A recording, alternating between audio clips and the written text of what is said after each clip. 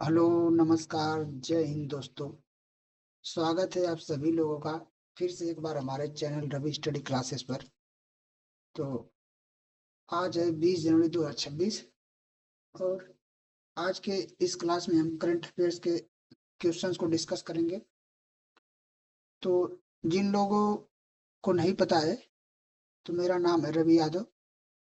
ठीक है, चलिए देखते हैं पहला सवाल। पहला प्रश्न है, किस राज्य ने जलीकट्टू में बैल को काबू करने वाले व्यक्ति को सरकारी नौकरी देने की घोषणा की है? तो आप लोग को पता ही होगा कि जलीकट्टू महोत्सव कहाँ मनाया जाता है। जलीकट्टू महोत्सव तमिलनाडु में मनाया जाता है। ठीक है, तो जलीकट्टू महोत्सव में क्या होता है कि एक सांड जो बैल होता है उसको छोड़ दिया जाता है और उसे जो मतलब उसको काबू करने वाले खिलाड़ी होते हैं, जो लोग होते हैं, उसे क्या करते हैं, काबू में करते हैं। यह खेल है जो मतलब एक परंपराओं का क्या बोलते हैं, परंपरा का पार्ट है। ठीक है, जो कई सदियों से चला आ रहा है। कुछ साल पहले इसे मतलब बैन करने के लिए सुप्रीम कोर्ट में बात चलाई गई थी, लेकिन एक बहुत पुराने समय से चला आ रहा है तो इसे बैन नहीं कर पाए कोई भी। तो यहाँ के सीएम है जो तमिलनाडु के, एम के स्टेलिन, इन्होंने घोषणा की है कि जो जो भी खिलाड़ी है, जो व्यक्ति जितने ज्यादा मतलब जो अधिकतम बैल या सबसे ज्यादा बैल को काबू करने वाले व्यक्ति को पशुपालन विभाग, जो पशु विभाग होता है ना, उसमें सरकारी नौकरी दी जाएगी। तो इसका आंसर क्या हो जाएगा, तमिलनाडु। अभी तमिलनाडु में डीप टेक स्टार्ट पॉलिसी शुरू हुई थी। डीप टेक जो होती है, जो एआई अर्थात आर्टिफिशियल इंटेलिजेंस, इनसे रिलेटेड जो पॉलिसी होती है। तो भारत की पहली deep deep tech start policy कहाँ शुरू हुई थी, तमिलनाडु में। और तमिलनाडु जो है भारत का सबसे दक्षिणी राज्य है। तमिलनाडु की राजधानी है चेन्नई। तमिलनाडु के सीएम अभी मैंने बताया एम के स्टेलिन, और यहाँ के राज्यपाल हैं आर एन रवि। ठीक है ना, तो इतना बात आप तमिलनाडु से याद रखो। तेलंगाना, तेलंगाना की राजधानी कहाँ है, हैदराबाद। और हैदराबाद, तेलंगाना जो है आंध्र प्रदेश से अलग होकर 2014 में बना था। ठीक है, आंध्र प्रदेश की राजधानी है अमरावती। अभी आंध्र प्रदेश की एक अनंतपुर अनार, उसको जीआई टैग मिला था। क्या नाम था उसका, अनंतपुर अनार। कर्नाटक, अभी कर्नाटक सरकार ने अक्के बड़ी योजना शुरू की थी, जो महिलाओं के सुरक्षा और बाल विवाह और घरेलू हिंसा जैसे बुराइयों को रोकने के लिए थी। क्या नाम था उसका, अक्के पड़े योजना। मैंने इसका इस सवाल को मैंने कवर भी किया था पिछले वीडियो में। अक्के पड़े योजना, ये किसी एग्जाम में जरूर आ सकती है। ठीक है, तो इसे याद रख लेना। बढ़ते अगले प्रश्न की तरफ। अगला प्रश्न है, किस राज्य के सिमलीपाल नेशनल पार्क में मगरमच्छों की आबादी में वृद्धि देखी गई है? तो अभी क्या है कि ये सिमली नेशनल पार्क जो है ये काफी चर्चा में रहा है, क्योंकि अभी यहाँ पे जो मगरमच्छ हैं उनकी जनगणना हुई थी। जैसे मनुष्यों की जनगणना होती है ना, वैसे इनकी जनगणना हुई थी, तो मगरमच्छों की जो संख्या है उसमें वृद्धि पाई गई है। और यह सिमली नेशनल पार्क कहाँ पर है, यह उड़ीसा में है। ठीक है, और उड़ीसा में एक महोत्सव मनाया जाता है, उसका नाम है नुआखाई महोत्सव। और एक और महोत्सव है धनु जात्रा महोत्सव। एग्जाम्स में कई बार पूछे गए हैं। उड़ीसा में कोणार्क, सूर्य का कोणार्क मंदिर है, लिंगराज मंदिर है और जगन्नाथ मंदिर है। तो उड़ीसा से इतना बात याद रखो। और अभी जो उड़ीसा का पुरी शहर है जहाँ पर जगन्नाथ मंदिर है, वो जो जल है, जो जल जिसे पानी आता है, टैप वाटर, वो पूरे शहर में स्वच्छ उपलब्ध कराया गया है। मतलब नल से पीने वाला जल पूरे शहर में उपलब्ध कराया गया है। कौन सा शहर बना, क्या नाम है उसका, पुरी शहर। तो भारत का पहला ऐसा शहर बना है जो कि नल से स्वच्छ जल को उपलब्ध कराने वाला भारत का पहला शहर बना है। क्या नाम है उसका, पुरी। पुरी, क्या नाम है, पुरी। पुरी, जहाँ पर जगन्नाथ मंदिर है। और कर्नाटक, कर्नाटक में हमारा कुद्रेमुख नेशनल पार्क है, बांदीपुर नेशनल पार्क है और बनरघट्टा नेशनल पार्क है। और बनरघट्टा नेशनल पार्क है जो यह भारत का पहला सौर ऊर्जा से संचालित होने वाला नेशनल पार्क है। ठीक है ना। अभी उड़ीसा के सरकार ने जो है किडनी के जो रोग होते हैं, क्रोनिक किडनी डिसीज की रजिस्ट्री शुरू करी है। ये सब मैं पीछे पढ़ा चुका हूँ। और मध्य प्रदेश में हमारा है Panna national park, Sanjay national park, Satpura, Bandhavgarh और माधव कान्हा, इतने नेशनल पार्क है मध्य प्रदेश में। असम में आपको पता होगा। और मध्य प्रदेश में अभी हाल ही में एक रातापानी टाइगर रिजर्व है जिसका नाम अ, वाकड़कर टाइगर रिजर्व कर दिया गया है। किसके नाम पर? श्री विष्णुधर वाकड़कर, श्री विष्णुधर वाकड़कर के नाम पर, जो एक आर्कियोलॉजिस्ट थे, मतलब पुरातत्वविद। उन्होंने भीमबेटका की जो गुफाएं हैं 1957 में उनकी खोज की थी। भीमबेटका की गुफाएं मध्य प्रदेश के रायसेन जिले में। तो ये सवाल काफी पूछा जा सकता है ये, ठीक है। इसके पूछने की संभावना है कि रातापानी टाइगर रिजर्व कहाँ स्थित है। और सब टाइगर स्टेट भी मध्य प्रदेश को कहते हैं। और मध्य प्रदेश जो तिलहन, दलहन, सोयाबीन, इनके उत्पादन में इनका प्रथम स्थान है पूरे देश में। मध्य प्रदेश की राजधानी कहाँ है? भोपाल। और यहाँ के जो मुख्यमंत्री हैं उनका नाम क्या है? डॉक्टर मोहन यादव। और उड़ीसा के मुख्यमंत्री का क्या नाम है? इसे आपको कमेंट बॉक्स में बताना है हमें, ठीक है। उड़ीसा के मुख्यमंत्री। कर्नाटक के मुख्यमंत्री सिद्धारमैया, ये तो आपको पता ही होगा। असम के मुख्यमंत्री हेमंत बिस्वा शर्मा। और असम में है काजीरंगा नेशनल पार्क, जो कि एक सींग वाले गैंडे के लिए फेमस है। असम में एक दिहंग पटकई नेशनल पार्क भी है जिसे पूर्व का अमेजन कहा जाता है। बढ़ते हैं अगले प्रश्न की तरफ। अगला प्रश्न हमारा क्या है? सतर्कता आयुक्त के सतर्कता आयुक्त के पद पर किसे नियुक्त किया गया है? तो आपको पता ही होगा, सतर्कता आयुक्त को अंग्रेजी में बोलते हैं विजिलेंस। क्या बोलते हैं? देखो, एक हमारे बोलते हैं central vigilance central vigilance commission, अर्थात केंद्रीय सतर्कता आयोग। केंद्रीय सतर्कता आयोग। तो इसमें क्या होती है, ये एक बॉडी है, जैसे हमारा यूपीएससी है या फिर सीबीआई है, ऐसे ही एक बॉडी है सेंट्रल विजिलेंस कमीशन। विजिलेंस या सतर्कता का मतलब होता है जो भी भ्रष्टाचार संबंधी मामले हैं उनसे डील करने के लिए बॉडी बनाई गई है कि ताकि बढ़ते हुए भ्रष्टाचार या भ्रष्टाचार जैसे मामलों को रोका जा सके। तो इसे जो है इसी उद्देश्य से बनाया गया था। हालांकि इसका संविधान में कहीं भी उल्लेख नहीं है, अर्थात ये एक असंवैधानिक बॉडी है, ठीक है, नॉन कॉन्स्टिट्यूशनल। तो अभी इसके पद पर, सतर्कता आयोग के पद पर प्रवीण वशिष्ठ को नियुक्त किया गया है, ठीक है। तो इतना बात आपको याद रखना है। और इसको शॉर्ट में क्या बोलते हैं? अरे यार क्या लिखा गया, CVC। इसकी स्थापना कब हुई थी? इसकी स्थापना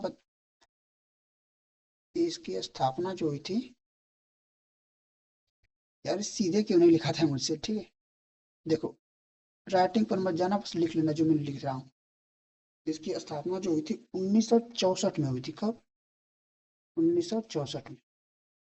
तो इतना बात आपको याद रखना है। और यहाँ पर मैंने प्रवीण कुमार, प्रवीण सूद, इनके नाम भी लिख रखे हैं। तो ये जो प्रवीण कुमार है, ये बीएसएफ के नए डायरेक्टर जनरल बने, अर्थात बीएसएफ के महानिदेशक प्रवीण कुमार। और अभी ITBP, Indo Tibetan border police, उसके नए डायरेक्टर जनरल कौन बने हैं?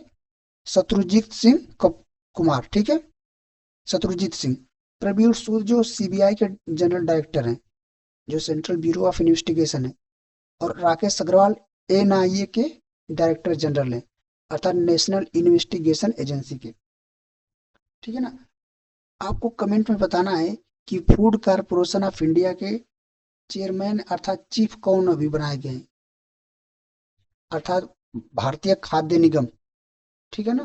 तो बढ़ते हैं अगले प्रश्न की तरफ। अगला प्रश्न है, रोबोट सिस्टम 15 रारबीएस 15 को किस देश ने विकसित किया है? तो इसको स्वीडन ने विकसित किया है। यह एक एंटी शिप मिसाइल सिस्टम है, ठीक है। तो इसको स्वीडन ने विकसित किया है। स्वीडन की राजधानी कहाँ है? स्टॉकहोम।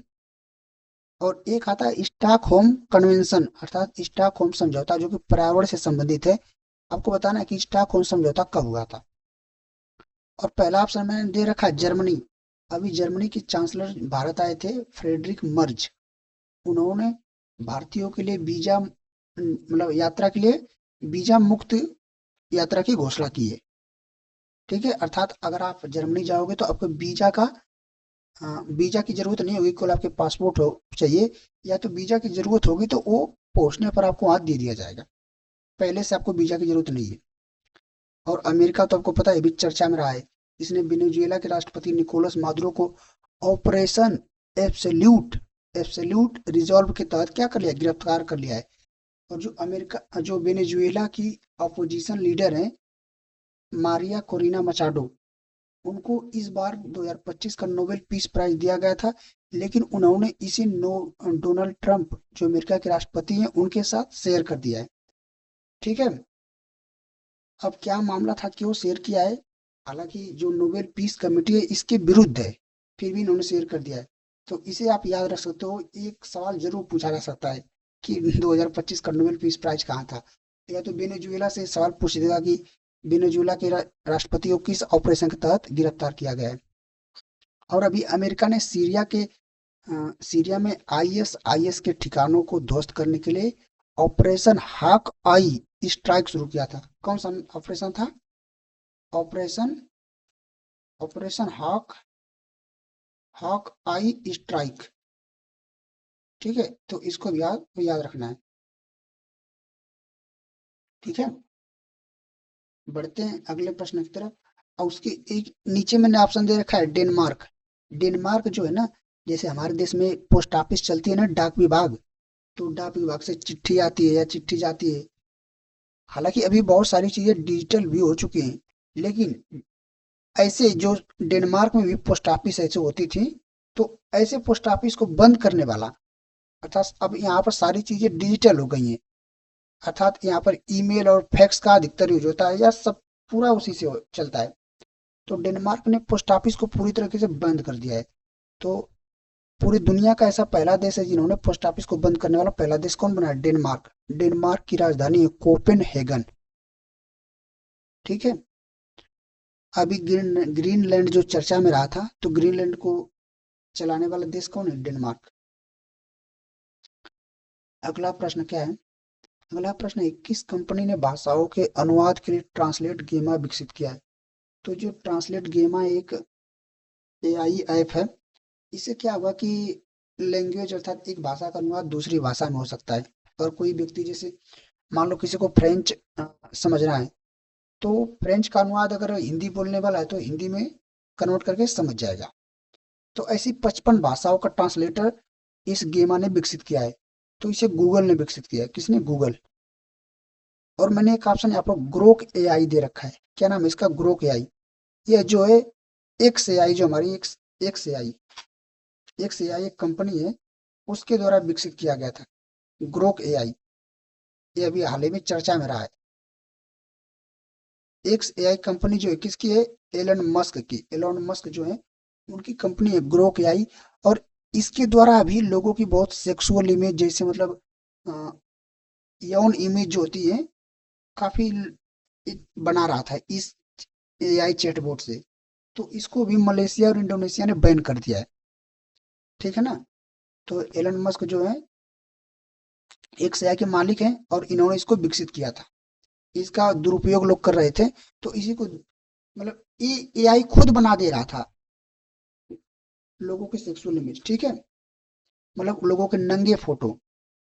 तो इसी को देखते हुए मलेशिया और इंडोनेशिया की सरकार ने इसे अपने देश में पूरी तरीके से बैन कर दिया है। बढ़ते हैं अगले तरफ की तरफ, अगले सवाल की तरफ। ठीक है, अगले तरफ की तरफ क्या होता है भाई? अगला प्रश्न है, अंतरिक्ष अन्वेषण पर आधारित वर्चुअल रियलिटी थिएटर का उद्घाटन किसने किया? मैंने लिख दिया किया, ठीक है, ये छूट गया है। तो यहाँ पर हुआ किसने किया।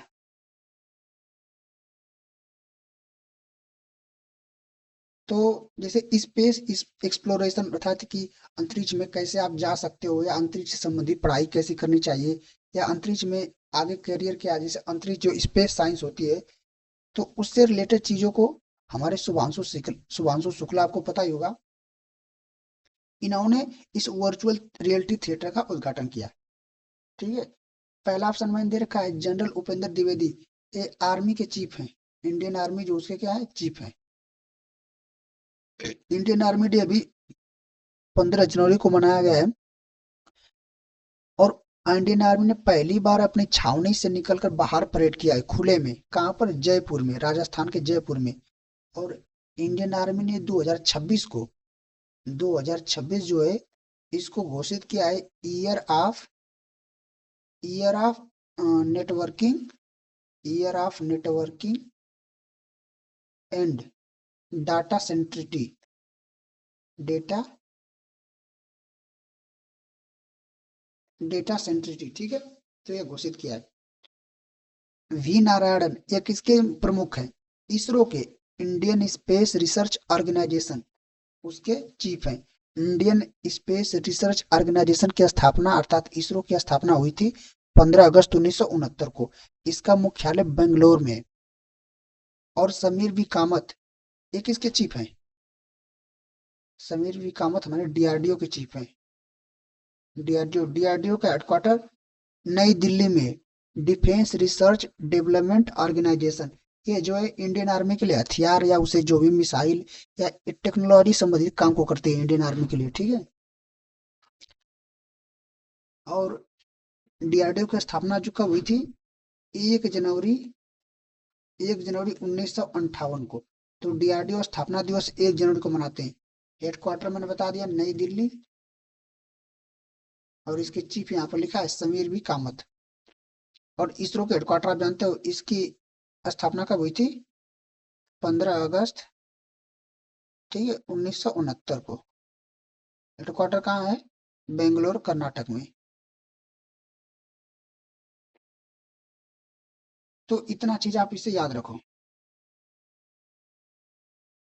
बढ़ते हैं अपने अगले सवाल की तरफ। अगला प्रश्न हमारा क्या है, विश्व की सबसे पुरानी जीवित नदी प्रणाली फिंके नदी किस देश से संबंधित है। तो जहां भी फिंके नदी आ जाए, अभी हाल ही में इसका पता चला है, तो ये फिंके नदी ऑस्ट्रेलिया से संबंधित है। ऑस्ट्रेलिया की राजधानी कहाँ है, कैनबरा। ऑस्ट्रेलिया की करेंसी है ऑस्ट्रेलियन डॉलर, और यहाँ का जो प्राइम मिनिस्टर है एंथनी एल्बनीज। और अभी ऑस्ट्रेलिया विश्व का ऐसा पहला देश बना है जो 16 साल से कम बच्चों के लिए सोशल मीडिया पर पूरी तरीके से बैन लगा दिया है। ठीक है, और जैसे हमारे देश में क्या होता है कि अगर आप वोट नहीं देंगे तो आप पे कोई जुर्माना नहीं लगेगा, लेकिन ऑस्ट्रेलिया ऑस्ट्रेलिया ने अगर ऑस्ट्रेलिया के जो नागरिक है अगर वो मतदान या वोट नहीं कर देंगे तो उन पर जुर्माना लगाया जाएगा। ठीक है, और 20 अरे मतदाता दिवस अर्थात नेशनल वोटर डे कब मनाया जाता है, 25 जनवरी को। क्यों, क्योंकि 25 जनवरी 1950 को भारतीय निर्वाचन आयोग की स्थापना हुई थी। और भारतीय निर्वाचन आयोग के वर्तमान में प्रमुख अर्थात चेयरमैन कौन है, ज्ञानेश कुमार, जिनको आईआईटी कानपुर ने अभी हाल ही में सम्मानित किया था। न्यूजीलैंड की राजधानी वेलिंगटन है। अभी हाल ही में भारत और न्यूजीलैंड के बीच में फ्री ट्रेड एग्रीमेंट साइन हुआ था, अर्थात मुक्त व्यापार समझौते पर हस्ताक्षर हुआ था। इसमें क्या होता है कि जैसे भारत जाकर वहां अपना कुछ सामान बेचता है या कोई व्यापार करता है या कुछ वहां पर भेजता है, तो न्यूजीलैंड के जो वहाँ के प्राइम मिनिस्टर है वो वहां पर टैक्स लगाते हैं। लेकिन इसी को जब फ्री ट्रेड एग्रीमेंट हो गया तो उन्होंने कहा कि अब हम आपको टैक्स नहीं लगाएंगे, 0% टैक्स है, आप जितना सामान चाहे बेच सकते हैं हमारे देश में। लेकिन अगर हमारे देश से आप सामान ले जाएंगे तो मैं 95% की यहाँ पर छूट दूंगा। तो इसी को बोलते हैं फ्री ट्रेड एग्रीमेंट।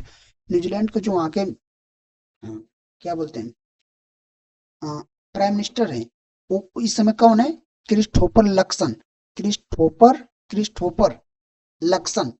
तो इस बात को आपको याद रखना है, ये सवाल पूछ सकता है, ये इंपॉर्टेंट सवाल है। फ्री ट्रेड एग्रीमेंट पक्का है, पूछेगा किसी न किसी एग्जाम में। ठीक है, मुक्त व्यापार समझौता किसके किसके बीच में, इंडिया और न्यूजीलैंड के बीच में। ठीक है ना, इंडिया एंड न्यूजीलैंड, आप इसे लिख लेना नोट करके। यूनाइटेड अरब एमिरेट्स इसको बोलते हैं क्या बोलते हैं, यूनाइटेड अरब अमीरात, संयुक्त अरब अमीरात, जिसकी राजधानी कहाँ है, अबू धाबी। तो ये सब अरब कंट्री है। United state of America, USA को बोलते हैं। तो बढ़ते अपने अगले प्रश्न की तरफ। अगला प्रश्न है, गृह लक्ष्मी डिजिटल मार्केटिंग किस राज्य ने शुरू किया है? तो गृह लक्ष्मी डिजिटल मार्केटिंग इसे किस राज्य ने शुरू किया है, ये आपको बताना है। तो इसे शुरू किया है कर्नाटक ने। कर्नाटक के मुख्यमंत्री अभी पीछे बताया हूँ, सिद्धारमैया है। तो क्या हुआ कि जैसे कुछ महिलाएं जो घर पर अपना काम करती हैं, कुछ छोटा मोटा धंधा करती हैं, व्यापार करती हैं, मतलब व्यापार तो छोड़ो, मतलब जैसे कोई काम बनाती है, कुछ प्रोडक्ट बनाती हैं, तो उसको सोशल मीडिया डिजिटली बढ़ावा देने के लिए, ताकि महिला स्वतंत्र हो सके, अपना खुद एक वो फाइनेंशियली इंडिपेंडेंट हो सके, इसके लिए कर्नाटक सरकार ने गृह लक्ष्मी डिजिटल मार्केटिंग शुरू किया है। तो दूसरा ऑप्शन क्या है, तमिलनाडु। तमिलनाडु जो भारत का सबसे दक्षिणी राज्य, अभी मैंने बताया, ठीक है। तमिलनाडु में जलीकट्टू महोत्सव, अभी पीछे मैंने बताया। आंध्र प्रदेश, आंध्र प्रदेश की पोंडरू खादी है, उसको जीआई टैग मिला है। और केरल, केरल का आपको पता होगा कि इसमें यहाँ पर पेपरलेस कोर्ट की शुरुआत हुई है। और पेपरलेस समझते हो ना, जहाँ पर मतलब सारी कोर्ट, मतलब कोर्ट की जो भी कचहरी या अदालत के काम है, वो क्या डिजिटल हो गए, डिजिटल। केरल की राजधानी कहाँ है, तिरुवनंतपुरम। केरल में हमारा पेरियार नेशनल पार्क है। और केरल में एक, केरल का पहला तितली अभयारण्य बना है, उसका नाम है अरलम तितली अभयारण्य। क्या नाम है, अरलम तितली अभयारण्य। ठीक है, इतना आप सवाल केरल से याद रख सकते हो। बढ़ते अपने अगले प्रश्न की तरफ। अगला प्रश्न है, प्रधानमंत्री मोदी ने किस राज्य में काजीरंगा एलिवेटेड कॉरिडोर परियोजना की नींव रखी है? तो जिस जिसको भी अगर काजीरंगा जैसे शब्द सुना, तो आपको याद आ जाना चाहिए कि काजीरंगा नेशनल पार्क कहाँ पर है, असम में, जो कि एक सींग वाले गैंडे के लिए प्रसिद्ध है। तो जब काजीरंगा एलिवेटेड कॉरिडोर परियोजना की नींव रखी गई, ये कहाँ पर है, असम में। ठीक है। और मैंने बी ऑप्शन रखा है, त्रिपुरा। अभी त्रिपुरा का जो ग्रामीण बैंक है, वो भारत का पहला सौर ऊर्जा से चलने वाला एटीएम वैन लॉन्च किया है, त्रिपुरा ग्रामीण बैंक ने। एक त्रिपुरा में एक महोत्सव होता है या पूजा की जाती है, उसे बोलते हैं खर्ची पूजा। ये कई बार एग्जाम्स में पूछा जा चुका है कि खर, खर्ची पूजा त्योहार किस राज्य में मनाया जाता है, त्रिपुरा में। ठीक है। और मेघालय, एक मेघालय की पहली महिला मुख्य न्यायाधीश बनी है, मेघालय हाईकोर्ट की पहली महिला मुख्य न्यायाधीश बनी है। उनका नाम आपको कमेंट बॉक्स में बताना है। ठीक है। मिजोरम, मिजोरम मिजोरम की राजधानी कहाँ है, आइजोल। कहाँ पर है, आइजोल। ठीक है। मेघालय की राजधानी शिलांग। तो जो सवाल मैं आपसे पूछा हूँ, इनको आप कमेंट बॉक्स में बताया करो, और इससे जितने भी अगर आपको रिलेटेड कोई जानकारी मिलती है, तो उस सारे को एक जगह लिख दिया करो। इससे आपके दिमाग में वो चीजें क्या होती है, फिट हो जाएंगी।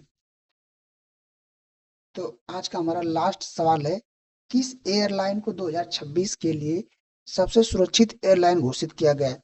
तो एयरलाइन जैसे, मतलब जैसे जहाज, जैसे एयरपोर्ट से हम अ, एक देश से दूसरे या एक जगह से दूसरे देश जाते हैं जिन जहाज के द्वारा, तो उसे एयरलाइन बोलते हैं। तो अभी इतिहाद एयरवेज को दुनिया की सबसे सुरक्षित एयरलाइन घोषित किया गया है। इतिहाद एयरवेज कहाँ पर है, यूएई में। यूएई मतलब अभी पीछे बताया हो ना, संयुक्त अरब अमीरात, यूनाइटेड अरब एमिरेट्स। इसकी राजधानी है अबू धाबी। और यहाँ का सबसे एक फेमस शहर है दुबई। ठीक है ना। दुबई में हमारा क्या है, बुर्ज खलीफा भी है। तो देखो क्या होता है ना कि जो एयरलाइन दुर्घटना में सबसे कम, जिसकी दुर्घटना सबसे कम देखी गई हो, जहाँ पर पायलट की ट्रेनिंग बहुत अच्छी हुई हो, इसको देखते हुए यह सुरक्षित एयरलाइन घोषित की गई। तो रहने देते हैं, आज आज के सारे क्वेश्चन खत्म हो गए। ठीक है। और जितने सवाल मैंने पूछे हैं, आप लोग प्लीज कमेंट में जरूर बताइए। और और आप यहाँ तक आए, इसके लिए आप लोग का बहुत बहुत धन्यवाद, थैंक यू वेरी मच। और अगर आप क्लास की पीडीएफ चाहते हैं, तो यहाँ से आप डाउनलोड कर सकते हैं इसको स्कैन करके।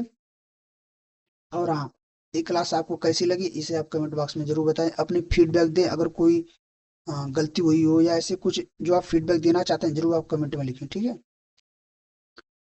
तो बस मिलते हैं अपने अगले क्लास में या अगले करंट अफेयर्स के सेशन में। तब तक के लिए सभी लोगों को जय हिंद, जय भारत, वंदे मातरम।